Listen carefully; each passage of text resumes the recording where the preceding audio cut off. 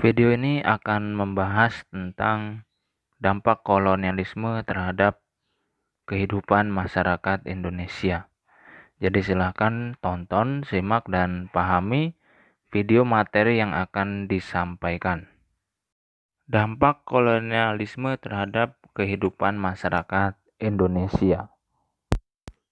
Secara umum, kolonialisme membawa dampak yang sangat buruk dan jelek terhadap kehidupan masyarakat Indonesia. Salah satu di antaranya adalah menyengsarakan kehidupan masyarakat Indonesia. Akan tetapi dalam video ini akan dilihat secara khusus dampak kolonialisme terhadap kehidupan masyarakat Indonesia dalam berbagai bidang. Dalam video ini akan dibahas 4 bidang, yaitu bidang politik dan pemerintahan, bidang ekonomi, bidang sosial budaya, dan bidang pendidikan. Baik, langsung saja kita akan melihat ke bidang yang pertama, yaitu bidang politik dan pemerintahan. Untuk bidang politik dan pemerintahan ini nanti terbagi menjadi 3 masa, yaitu masa VOC, masa Republik Batak, dan masa Inggris. Sebelum kedatangan bangsa Eropa, pemerintahan di Indonesia itu bersifat kerajaan yang dipimpin oleh seorang raja, yaitu dengan adanya kerajaan Hindu, Buddha, dan Islam. Setelah kedatangan bangsa Eropa itu terjadi perubahan sistem pemerintahan. Perubahan tersebut dipengaruhi oleh periode kolonialisme bangsa Eropa di Indonesia. Baik, langsung saja kita melihat pada masa VOC, bagaimana bidang politik dan pemerintahan pada masa VOC. Dalam menjalankan pemerintahannya, VOC dipimpin oleh Gubernur Jenderal. Gubernur Jenderal ini berkedudukan di Batavia. Pada perkembangannya, VOC ini selalu ikut campur dalam kehidupan kerajaan. VOC selalu memanfaatkan konflik internal kerajaan untuk memecah belah kerajaan dengan sistem politik adu domba atau biasa sering disebut dengan politik divide et impera. Campur tangan VOC ini menyebabkan pemerintahan tidak stabil. Dengan kondisi tersebut, maka VOC itu semakin mudah dalam mengambil alih pengaruh dan kekuasaan dari tangan raja. Nah, itulah dampak bidang politik dan pemerintahan terhadap kehidupan masyarakat pada masa VOC. Kemudian kita akan lihat bagaimana pada masa Republik Batak. Pada masa Republik Batak, Gubernur Jenderal yang memimpin ketika itu adalah Gubernur Jenderal Daendels. Gubernur Jenderal Daendels ini menerapkan sistem pemerintahan sentralistik. Artinya apa? Artinya sistem pemerintahan yang dipimpin oleh pemerintahan pusat. Artinya semua sistem itu diatur oleh pemerintah pusat. Terbukti dengan Daendels ini membagi Pulau Jawa menjadi 8 wilayah keresidenan. Dampak politik pada masa Daendels ini ditandai dengan munculnya jabatan pegawai pemerintah kolonial. Dengan demikian mengakibatkan hilangnya jabatan bupati yang ditetapkan secara turun-temurun. Jadi kalau sebelum ada Daendels memimpin, itu bupati itu dipilih secara turun-temurun. Kemudian setelah adanya Daendels, ini para bupati itu dijadikan sebagai pemerintah kolonial. Artinya jabatannya ditunjuk dan dipilih oleh gubernur jenderal. Kemudian pada masa Inggris, gubernur jenderal Inggris di Indonesia pada waktu itu adalah Thomas Stamford Raffles.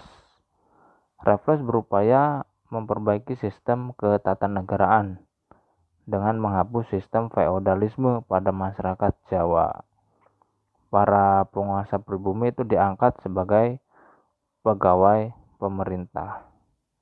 Dampak dari kebijakan Raffles antara lain adalah penguasa pribumi tidak lagi memiliki kuasa besar bagi rakyatnya, dan ruang gerak bupati kekuasaannya itu dipersempit karena diawasi langsung oleh pemerintah. Ya, pada masa Inggris ini hampir sama dengan pada masa Daendels, artinya para penguasa pribumi atau bupati itu dijadikan sebagai pegawai pemerintah kolonial yang dikendalikan langsung oleh gubernur jenderal. Kemudian pada VOC ini selalu ikut campur dalam kehidupan kerajaan dengan sistem politik adu dombanya, divide et impera. Dengan demikian maka kerajaan tersebut akan terpecah, dan disitulah VOC mengambil pengaruh dan kekuasaan. Itulah kehidupan bidang politik dan pemerintahan serta dampaknya bagi kehidupan masyarakat Indonesia pada masa kolonialisme. Kemudian kita lanjutkan dalam bidang ekonomi, bagaimana dampak kolonialisme Belanda terhadap kehidupan masyarakat dalam bidang ekonomi. Secara umum, kolonialisme Barat itu identik dengan kegiatan eksploitasi. Pada awalnya melakukan eksploitasi terhadap sumber daya alam. Kita ketahui bahwa sumber daya alam Indonesia itu sangat melimpah. Nah, kemudian dalam perkembangannya, bangsa Barat yang ada di Indonesia selain mengeksploitasi sumber daya alam, juga mengeksploitasi sumber daya manusia.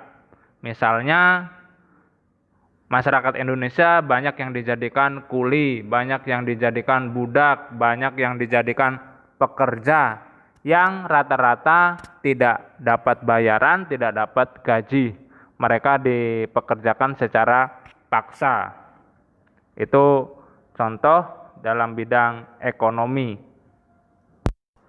Dengan demikian maka sistem ekonominya pun pada zaman kolonialisme ini orientasinya adalah ekonomi Barat. Artinya bersifat liberal dan kapital. Ya, jadi sistem ekonomi Barat yang sering dinamakan dengan kapitalisme, ya, sistem ekonomi kapitalisme itu diterapkan di Indonesia. Artinya semua perekonomian yang ada itu tergantung pada jumlah modal yang dimiliki. Semakin banyak modal, maka semakin banyak keuntungan. Artinya bahwa kegiatan ekonomi yang sudah diterapkan di Indonesia, yang digunakan oleh masyarakat Indonesia, yang dengan modal kecil itu semakin tertindas dan semakin terkalahkan dengan sistem ekonomi Barat atau sistem ekonomi kapitalisme. Itu dampak bidang ekonomi. Baik, kita lanjutkan dalam bidang sosial budaya. Bagaimana dampak kolonialisme Barat terhadap bidang sosial budaya? Bidang sosial budaya ini berkaitan dengan perkembangan kultur masyarakat Indonesia. Dalam perkembangannya, berbagai kebijakan pada masa kolonialisme ini mempengaruhi kehidupan sosial masyarakat Indonesia. Antara lain, yang pertama adalah lunturnya feodalisme. Feodalisme ini merupakan sistem, ini berkaitan erat dengan kehidupan masyarakat Indonesia. Artinya sistem feodalisme ini sudah ada sejak zaman kerajaan. Sudah ada sejak sebelum bangsa barat masuk ke Indonesia. Sistem feodal ini mulai ada itu sejak zaman kerajaan Hindu, Buddha, dan Islam. Sistem feodal itu ditandai dengan kepemilikan tanah yang sangat luas oleh para bangsawan atau tuan tanah. Ya, jadi para bangsawan, para tuan tanah ini berkuasa pada waktu itu, pada masa sistem feodal. Nah, kemudian rakyat biasa ini berperan sebagai budak, sebagai pembantunya. Nah, itu sistem feodal yang ada di Indonesia pada waktu sebelum bangsa barat masuk ke Indonesia. Secara bertahap, sistem feodal ini mulai hilang karena pada masa kolonialisme, hak-hak istimewa yang dimiliki oleh para bangsawan itu dihilangkan.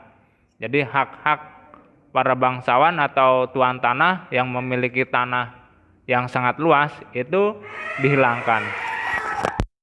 Nah, kemudian para bangsawan dan penguasa pribumi itu dijadikan pegawai pemerintah yang di bawah kendali pemerintah kolonial. Ya, jadi para bangsawan, para tuan tanah tadi yang sebelumnya itu berkuasa penuh, memiliki kuasa, memiliki wewenang, memiliki tanah yang sangat luas, akan tetapi setelah adanya kolonialisme itu mereka dijadikan sebagai pegawainya pemerintah kolonial.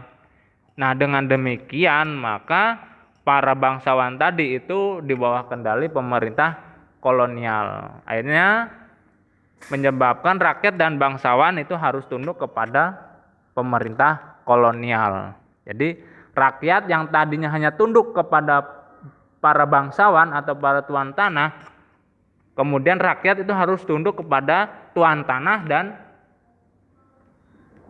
pemerintah kolonial. Akan tetapi rakyat dan bangsawan itu semuanya harus tunduk kepada pemerintah kolonial. Rakyat tidak berhak lagi tunduk kepada bangsawan karena rakyat dan bangsawan itu diakui kedudukannya sama oleh pemerintah kolonial. Kemudian bidang sosial budaya lainnya adalah perkembangan sistem stratifikasi sosial atau pembagian kedudukan sosial. Pada masa kolonialisme, pembagian sistem stratifikasi sosial ini terbagi menjadi tiga kelas. Kelas nomor 1 itu adalah golongan atas. Ini terdiri dari orang-orang Eropa, misalnya orang Belanda, orang Prancis, orang Inggris yang ada di Indonesia. Itu termasuk golongan atas. Kemudian golongan yang kedua itu adalah golongan timur asing. Ini isinya adalah orang-orang dari Tiongkok, dari Arab, dari India, dari Jepang. Nah, itu orang-orang timur asing, itu golongan kedua. Kemudian golongan ketiga atau golongan paling bawah itu adalah golongan pribumi yang terdiri dari orang-orang Indonesia. Baik, kita lanjutkan. Kemudian berikutnya adalah bidang pendidikan. Perkembangan pendidikan pada masa kolonial ini berkaitan erat dengan penerapan politik etis. Politik etis itu terdiri dari 3 poin, yaitu migrasi atau perpindahan penduduk, irigasi atau pengairan untuk pertanian dan perkebunan, kemudian edukasi, ini pendidikan. Pada tingkat pendidikan dasar, pemerintah kolonial itu membuka Air School atau sekolah angka 1. Sekolah ini diperuntukkan bagi anak bangsawan di setiap keresidenan. Untuk sekolah rakyat, pemerintah kolonial itu membuka Tweedy School atau sekolah angka 2. Kemudian dalam perkembangannya Tweedy School itu diganti nama menjadi Holland Inland School atau HIS. Ini setingkat sekolah dasar. Kita akan melihat sekolah-sekolah yang ada pada masa kolonial. Yang pertama adalah Holland Inland School atau HIS. Ini adalah sekolah dasar. Kemudian Meer with Giberet Lager Onderwijs atau MULO. Ini setingkat sekolah menengah pertama atau SMP kalau sekarang. Kemudian yang ketiga adalah Algemeen Middelbare School atau AMS. Ini sekolah menengah atas atau SMA. Nah, itu ada 3 kelas atau 3 tingkatan sekolah pada masa kolonial, yaitu HIS, MULO, dan AMS. Selain sekolah yang dibentuk oleh pemerintah kolonial, itu juga terdapat sekolah-sekolah yang dibentuk oleh orang-orang pribumi, seperti Taman Siswa, Muhammadiyah, dan Pondok Pesantren.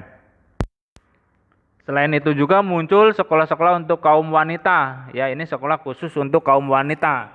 Ini yang dirintis oleh R.A. Kartini dan Dewi Sartika. Keberadaan sekolah pada masa kolonial ini membawa dampak positif, yaitu dengan melahirkan golongan cendekiawan. Ya, jadi dengan adanya sekolah itu membawa dampak yang sangat baik, yaitu melahirkan golongan cendekiawan dan terpelajar yang pada akhirnya nanti itu akan membangkitkan jiwa nasionalisme bangsa. Ya, jadi itu saja dampak kolonialisme terhadap kehidupan masyarakat Indonesia dalam berbagai bidang. Ada 4 bidang, yaitu bidang politik dan pemerintahan, bidang ekonomi, bidang sosial budaya, dan bidang pendidikan. Atas perhatiannya saya ucapkan terima kasih.